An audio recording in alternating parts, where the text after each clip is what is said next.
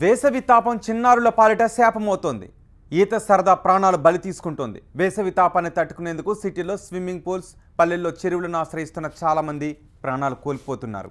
ఇటీవల హైదరాబాద్లో గాజుల రామారం స్విమ్మింగ్ పూల్లో ఓ బాలుడు చనిపోతే, వరంగల్లో గత నెల రోజుల్లో ఈతకు వెళ్లి 13 మందికి పైగా చిన్నారులు చనిపోయారు. బాణుడు నిప్పులు కక్కుతూ ఉండడంతో జనం ఉక్కపోతతో ఉక్కిరిబిక్కిరవుతున్నారు. గ్రామీణ ప్రాంతాల్లో జనం వేసవి తాపాన్ని తీర్చుకోవడం కోసం చెరువులు, కాలువగట్ల వైపు పరుగులు పెడుతున్నారు. అయితే అవే చెరువులు చిన్నారుల ప్రాణాలు మింగేస్తున్నాయి. గడిచిన నెల రోజుల వ్యవధిలో వరంగల్ పరిధిలోని 5 జిల్లాల్లో 13 మంది చిన్నారులు, యువకులు చెరువుల్లో స్నానానికి వెళ్లి తిరిగి రాని లోకాలకు వెళ్ళిపోయారు. చెరువుల్లో లోతు గమనించకుండా ప్రాణాలు కోల్పోతున్నారు.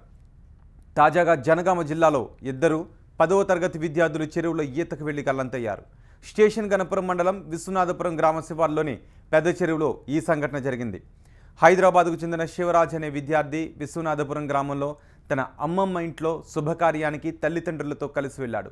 ఈ క్రమంలో తన చిన్ననాటి స్నేహితుడు సునీల్తో కలిసి గ్రామ శివార్లోని పెద్ద చెరువులో ఈతకు వెళ్లారు. చెరువులో లోతు గమనించకుండా అందులో దిగడంతో 2 గల్లంతయ్యారు. దీన్ని గమనించిన స్థానికులే కాపాడేందుకు ప్రయత్నించినా ఫలితం దక్కలేదు. పట్నాలు, మెట్రో సిటీల్లో స్విమ్మింగ్ పూల్స్ డెత్ బెల్స్ మోగిస్తున్నాయి. సమ్మర్లో ఈత నేర్చుకునే చిన్నారుల పాలిట మృత్యురూపాలుగా మారుతున్నాయి. స్విమ్మింగ్ పూల్స్ అనుమతులు లేకపోయినా సరైన ట్రైనీ లేకుండానే స్విమ్మింగ్ పూల్స్ను నిర్వహిస్తూ ఉండటం చిన్నారులకు శాపంగా మారింది.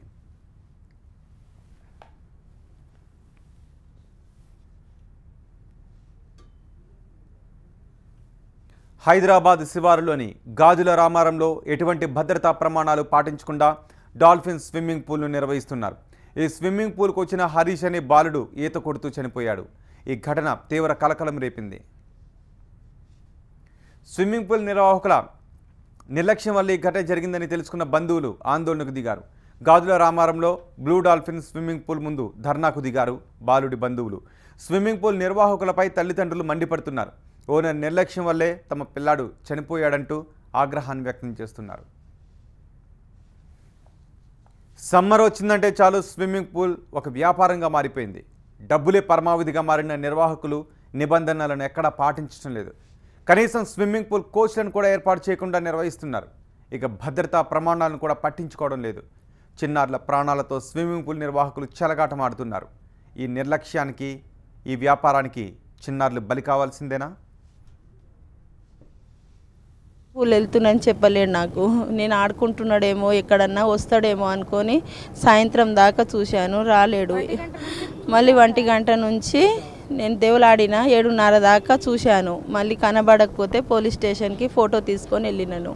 అనాశవం ఉంది, ఇది ఈయనకు పీర్స్ వచ్చిందని పడేసి వచ్చేసినారంట సార్ అక్కడ స్విమ్మింగ్ పూల్ వాళ్ళు. మా మిస్సెస్ నాకు ఫోన్ చేసింది, అబ్బాయి కనిపిస్తలేడు, ఎలా అంటే ఆడుకోనికి వెళ్ళాడేమో వస్తాడేమో అని నేను సాయంత్రం అని నేను డ్యూటీ చేసిన.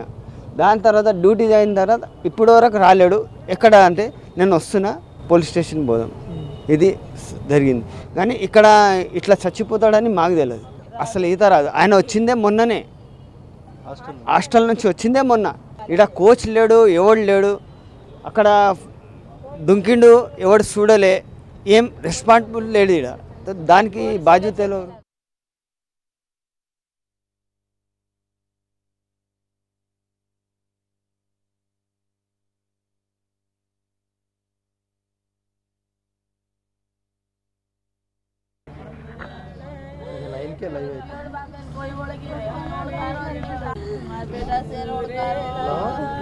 అన్న 8 का 9 का